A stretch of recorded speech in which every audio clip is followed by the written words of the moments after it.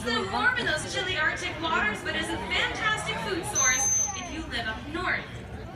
But we are seeing a changing environment in the Arctic, and it's changing from our activities all over the world, including driving cars and even turning on our lights.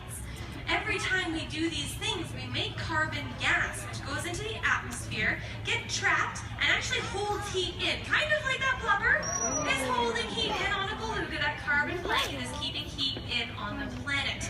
And where we see it building up the most is in the Arctic, where belugas live. So what does it mean for a beluga?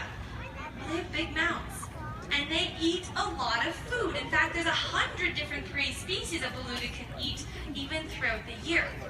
All these things rely on the sea ice, and underneath is the algae.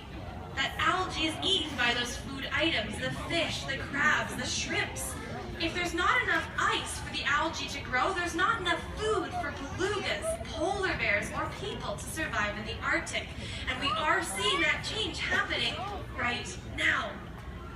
Because as you watch these beluga whales with their big open mouths, maybe you're thinking, hold on, I know I've seen belugas in the Arctic, but I feel like I've seen something like this closer to people in Eastern Canada.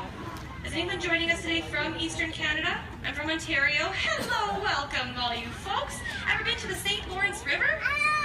A few people. Well, out there are about 880 beluga whales, and while people out east do not rely on these animals for food value, they might rely on them for economic value. This means you could go out to catch a glimpse of beluga on a whale watching trip. You might be mind blown. You may be spitting at you. Maybe they're cruising through the shallow waters of the St. Lawrence waterway. You might be lucky enough to see something like this,